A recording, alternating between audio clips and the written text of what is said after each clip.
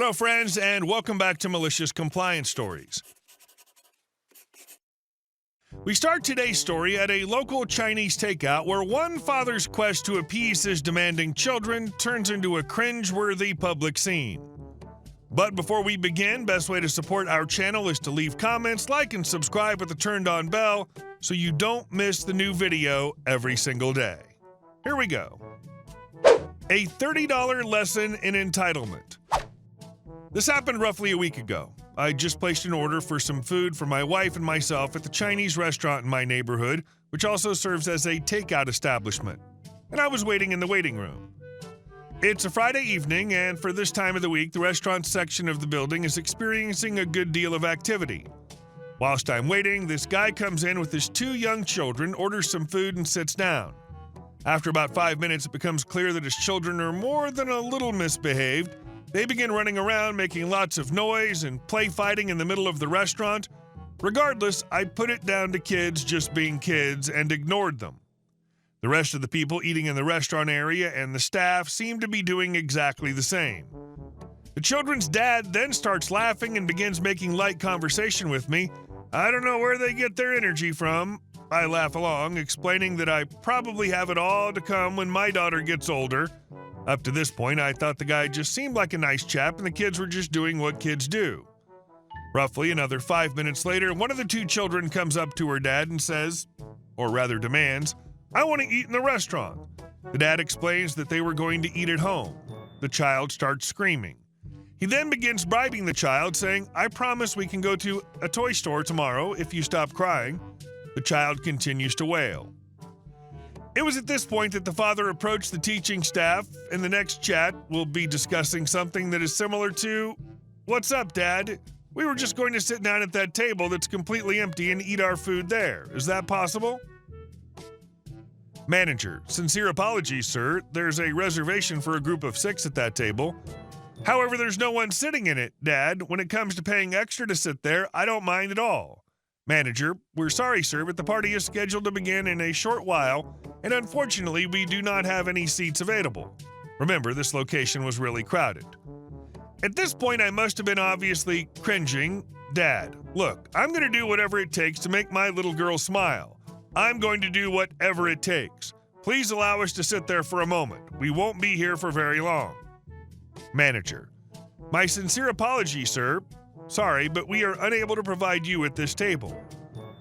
There are now 6 persons who've entered the room. This is the party of 6 that was intended to sit at this table. An additional member of the staff walks them past the father and then seats them down at their table. Dad: "Why are you allowing these people on this table when you just said it was reserved?" I mean, really? Why won't you allow 2 lovely children into your restaurant? By the way, both of the children are currently exhibiting a significant amount of agitation with the entire scenario. It's also at this point that the order for the father and the children is brought forth. Manager: "Sir, this is the group of 6 that the table is reserved for." Takes a bag of food. "Anyway, here's your meal, sir. Your table is reserved. I wish you a wonderful evening." Dad: "No, I'm sorry. Neither of us wants it." "You don't want it?" your manager asks. It goes without saying that this intense discussion has captured the attention of each and every other patron in the restaurant. Dad: "No, I'm sorry, kids. Get moving. I propose that we go to a location that will truly allow us to eat." "Okay, sir," the manager said. "I'll simply open the cash register so that we can give you a refund." Dad: "No, I'm sorry. Your refund is not what I want." Isn't it the principal who's in charge? At this time, my head is completely in the what the hell zone. They walk to the door. Savagely, the father yells out to the restaurant, "Thank you for the excellent service," and then he walks out of the establishment. Food that I have prepared is the next thing to leave the kitchen. I accept it, send my gratitude to the personnel, and wish them a pleasant evening. So not only did this guy not get to sit in the restaurant, pretty sure there's a separate menu, costs, etc. Anyway, regardless of the restaurant being full, he walked after spending about $30 on food he didn't even take with him in his frustration. It's a shame because this could have been avoided with a bit of patience and understanding, especially considering how clear the manager was about the table being reserved.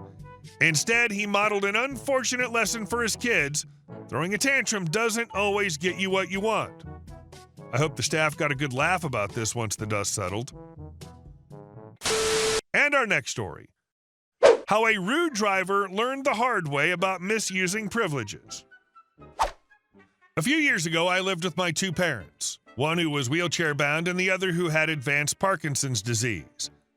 Due to their mobility concerns, I had a time-based permit that allowed me to park in most handicap reserved spaces while transporting them.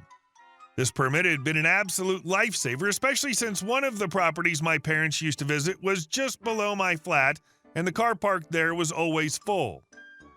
Without the permit, I would have had no way to get the closest parking for my parents, which was always a challenge. Now, most drivers abide by the rules for handicap parking, respecting the needs of people with disabilities, but there are always those occasional drivers who would park without a permit, assuming they could get away with it. Whether the parking attendants would arrive in time to issue fines was always a hit-or-miss situation. I found that the likelihood of getting caught for an illegal park depended heavily on whether anyone bothered to report the issue or if the attendants arrived on time. More often than not, these offenders would slip through the cracks and get away with it. One day, I took my parents to their usual appointments, my mom to dialysis and my dad to the elder care center. After we left the lift, I noticed a car reversing and adjusting itself before reversing all the way to the back of the handicap parking lot. The car stopped, and I immediately noticed the vehicle, a large MPV, had been parked incorrectly. I made my way towards the front of the car, where I knew a permit would be required to park in the handicap spot. As I approached, I could see that there was no permit on display. The car had a couple of decals, one of which was a police crest. A middle-aged woman was stepping out of the car, and at first glance, I thought she might be an off-duty officer. But there was no indication that this was a legitimate reason for her to park in the handicap space. Still, I didn't want to jump to conclusions, so I decided to give her the benefit of the doubt. Instead of reporting her immediately, I decided to give her the opportunity to move the car. After all, she was still in the vehicle, and I thought it would be more respectful to give her a chance to correct the situation herself. I politely and firmly walked up to her and said, "Sorry, ma'am, but you're parked in a handicap spot without a valid permit. Could you please move your car?" She immediately snapped back, "Who says I'm parking? I wasn't parking. I was just turning out. My car is huge, so I have to turn wider. Why would I park here?" Now, I know that didn't make sense. You don't reverse all the way to the back of a parking lot just to make a 3-point turn. This was clearly not a case of turning out. The woman had parked her vehicle with no regard for the space reserved for people who truly needed it. I didn't want to get into a back-and-forth argument with her, so I simply ignored her and walked back to my car, which was parked 3 lots down. However, instead of getting into her car to drive away, she followed me, still yelling and claiming that she wasn't parking. She continued to shout, "Why are you pointing at me? Why are you showing me the finger?" I was already frustrated by the situation, but I had to keep my cool. I had to get my mom to dialysis, and time was ticking. Despite the woman's behavior, I didn't want to let myself get too distracted, so I ignored her and continued walking towards my car. I got in, checked my permit to ensure it was valid, and parked in the handicap spot to wait. The woman, realizing that I wasn't taking her bait, finally got back into her car and drove away. After I dropped my parents off at their appointments, I decided that I wasn't going to just let this slide. The woman's illegal parking, her rude behavior, and her refusal to admit she was in the wrong really bothered me. However, I didn't have any photos or videos to document her illegal parking, which made me feel like I couldn't take further action on my own. Fortunately, my car's rear windshield camera had captured the license plate of her vehicle. The decal she had on the front windshield caught my attention too. It looked like the police emblem. I wasn't sure whether the woman was an off-duty officer, a relative of one, or if she was simply misusing the decal, but I thought I had nothing to lose by reporting it. So I sat down at my laptop, drafted a clear and firm email, double-checked everything for accuracy, and sent it to the police commissioner. The main point of my email was that if the woman was indeed an off-duty officer or had a connection to the police, some action needed to be taken. If she had simply obtained the decal from a road show or another illegitimate source, that needed to be addressed too. The next day, I received a standard acknowledgement email from the police stating that they had received my feedback and forwarded it to the relevant unit. I was pleased that someone had at least taken note of my complaint, but I didn't expect much to come of it. Then, to my surprise, I received another email a couple of days later. A staff member from the police department asked if they could call me to discuss the issue. I was a bit taken aback, but I agreed, setting a time when I wouldn't be driving so that I could take the call. We agreed on 3 p.m. When the staff member called, he quickly asked me if the woman had identified herself as a police officer. I said no, she hadn't, and he confirmed that they had checked their system and found that the car didn't belong to anyone in the police force.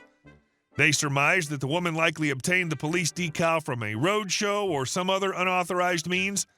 The staff member was polite and reassured me that it was no trouble, that they simply wanted to check for misuse. He also mentioned that my complaint had been forwarded to the Housing Development Board, HDB, which managed the car park where the incident occurred. A few days later, I received confirmation that the woman had been issued a $200 fine for unauthorized parking in a handicapped space. Apparently, she couldn't appeal, as the cameras showed her car had been stationary for over 3 minutes while she exited the vehicle. What I found particularly amusing about the whole situation was that the woman could have avoided all this simply by leaving the lot quietly instead of shouting at me and accusing me of flashing her the finger. If she'd held her tongue for just a few seconds, she could have gotten away with it. As for her, I'm sure the fine wasn't something she was expecting, especially given the size of her vehicle, which likely came with a hefty road tax bill as well. I do wonder if, after this experience, she'll think twice about misusing a decal again, or making assumptions about strangers. In the end, I was just glad to know that the system worked and that she faced consequences for her actions. It's a reminder that if you misuse privileges, you might get caught, and sometimes the person you least expect might be the one to report you. Sometimes people's arrogance and poor choices come back to bite them in the most ironic ways. The woman in this story could have simply admitted her mistake and moved on quietly, but instead she escalated the situation and drew even more attention to her actions. Well done, OP. Standing your ground without engaging in unnecessary conflict is commendable. It's a small but meaningful victory for common decency. Hey guys, thank you all for watching the video. I'll see you in the next one.